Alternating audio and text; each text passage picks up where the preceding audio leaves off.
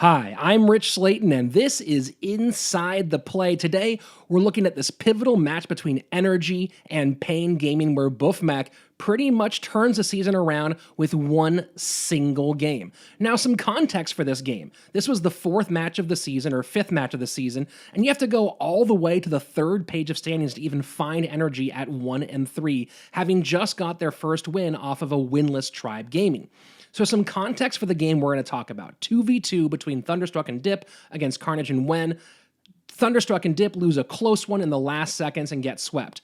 Then we go to the King of the Hill, and it's down to game 5. Boeufmac clutches up King of the Hill and throws a BM miner to activate King Tower because Michifu is, as you might know, a pretty heavy BMer as well.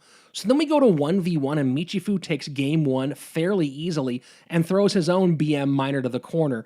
And now he's put Boeufmac in a tough spot. A loss here makes NRG 1-4. There's so much pressure on the young man. 1-4 means they pretty much have to win out from that point forward to have any hope of NRG making playoffs for the first time.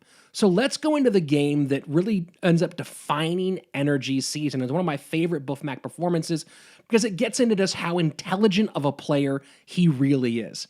So first moment, some minor exchanges, gets picked up by the Dark Prince. Royal Ghost gets that, and at the moment they are totally even on Elixir. Everything is going pretty normal, and we're gonna get into a moment here where you're gonna see Boeufmac nod when that baby dragon comes down because he knows what he's up against. Takes a little bit of a breath. He knows that he's in a tough matchup situation. More on that later. This is a brilliant piece of defense that kind of defines the game. Notice he has the Musketeer high, and a lot of people would have played the bats on the graveyard, but Boeufmac knows Michifu is super aggressive and expects the poison to come down there rather than holding on to it and let the baby dragon tank as others would. And he comes out pretty close on damage and a little ahead on Elixir. Let's see in an alternate universe what would have happened if he played that the way most people would have probably played, especially you as a casual player. If you play the bats into the graveyard, into that poison, not realizing that Michifu is so aggressive, there's a huge difference in damage done here. Look at how far down that tower goes. And I ran a bunch of different versions of this. No matter what version you do, you come out at least 100 damage down. But instead, he saved 402 HP on that right-hand tower by playing the bats high with that beautiful surround and keeping the splash damage off tower. So at maximum, at minimum, at least 100 HP saved on that side, no matter how you swing it. But in this case, most likely 402 hit points, and I ran that one over and over again to see different scenarios. So a big, smart play from Boeufmac, and the right play. So here's where you see the Fisherman meta, how crazy it was, right? That miner's going to try to pick up that Fisherman, but as you can see, look at this for a second. The Fisherman of Boeufmac is already pulling that Fisherman away from the tower. So the idea here was to make room to get the Musketeer on tower. Instead, you see, wow, take a look at that. The Hunter come down, wipe off the Musketeer, and what was going to be a nice little play for Boeufmac goes all the way bad. You can see Boeufmac here. Still, he comes out ahead on damage and has damage on both sides. But that was a tough one because he knows the matchup now. Let's talk about this matchup, right? So for Boeufmac, his primary way of doing damage is the miner and the poison. But he has to save that poison for the graveyard. He could use bats, but as we saw, Michifu's poison can take those bats off the board very, very easily. So how else do you do damage besides the miner and the poison? Oh yeah, by the way, the miner has 4 counters in Michifu's deck. So right now, doing damage very hard. He could try to get the Musketeer on tower, but that Fisherman-Hunter combination, as we just saw, destroys Musketeer. Of course, the Royal Recruits are meant to block that from happening, but that Musketeer is responding to the Baby Dragon most of the time, so the timing is not on Boeufmac's side. And of course, the Royal Recruits have 3 counters in Michifu's deck, and oh yeah, the Royal Ghost makes some pressure, but there's the kiting with the Ice Golem. What does that mean? Yeah, all that comes down to a lot of facial expressions from Boeufmac because he knows this is a really challenging matchup. Michifu has great responses, and Boeufmac doesn't have great ways to get on tower. Now, you see here, he goes for that pressure. As soon as the Baby Dragon gets cycled in the back, he tries to pressure with the Royal Ghost, and as we just talked about, that Royal Ghost gets kited immediately by the Ice Golem. So now Boeufmac goes and tries to cycle the Royal recruits.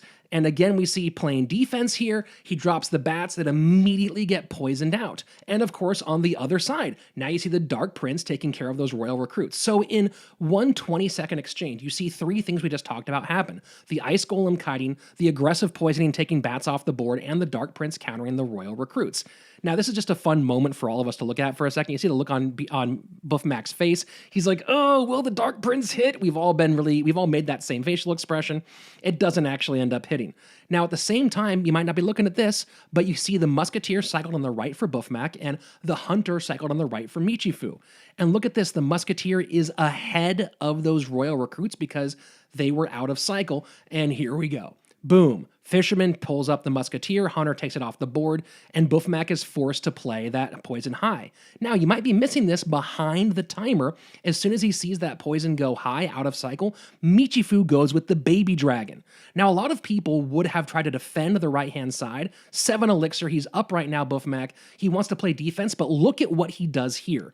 This is brilliant. This is the difference between a pro player and us casuals. Instead of playing D, he loads up on the left-hand side, forcing Michifu to play his poison, to play his log, to play his Dark Prince, and now just the Musketeer can defend for Boeufmac on the right-hand side. So instead of playing defense, being passive, Boeufmac realized that was a critical moment where he had to put the pressure on and make Michifu play in that left-hand lane. Really brilliant heads-up play. So two things that define a pro player versus a casual player.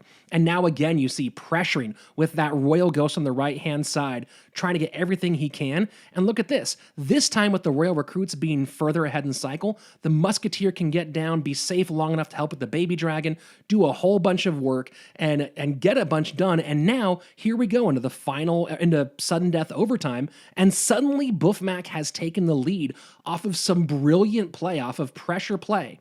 Now, let's go ahead and just watch this for a second. We'll come back in a moment. Bats taken care of by Poison. Royal Ghost needs to be dealt with by Michifu on the left. And oh, wow. Boeufmac thought he might have gotten away with it. Miner goes to the back, but he is in trouble right now. Michifu very, very close to taking this game. Boeufmac just selling out at the river here on the right-hand lane. Fisherman will get through. And that could be a big fish slap. Miner to the back of the tower. Can Boeufmac win yes, this he foot race? Can. He does! Wow! And Michifu knows he let that one go. The pound of the tower. And that time, that was NRG's bench that you heard explode. All right, let's talk about that final sequence, because this is really, really important. You see Michifu, when he loses the lead, gets super aggressive on the right-hand side and throws that Ice Golem down to tank for his graveyard. But remember now, he cannot kite that Royal Ghost.